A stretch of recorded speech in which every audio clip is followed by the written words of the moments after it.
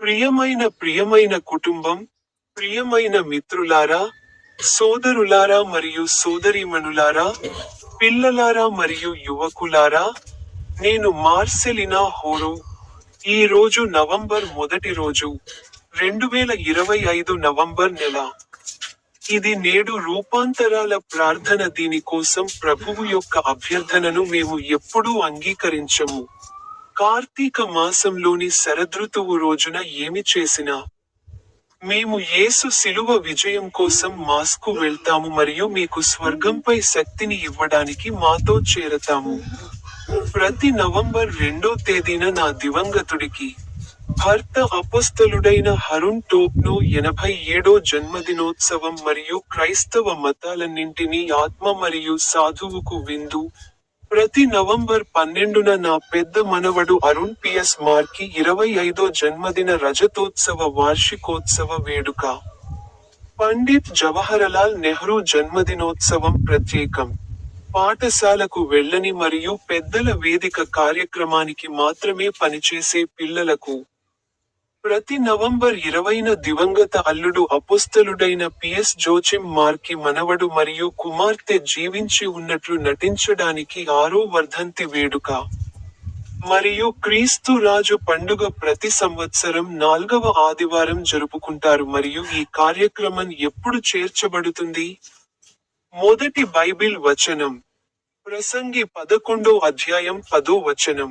మరియు మీ హృదయం నుండి కోపాన్ని తొలగించండి మరియు మీ శరీరం నుండి దురదృష్టాన్ని తీసివేయండి. యవ్వనం మరియు నల్లటి జుట్టు ఆవిరి కోసం. రెండవ బైబిలు వచనం, నిర్గమకాండము 14వ అధ్యాయం 13వ వచనాలు. మరియు మోషే ప్రజలతో, మీరు భయపడకండి. యెహోవా మీకు నేడు చేయు రక్షణను నిశ్చలంగా నిలుచుని చూడుడి.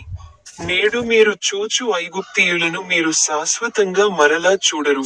మూడవ బైబిలు వచనం, రోమా అధ్యాయం 1వ వచనం 7వ వచనం.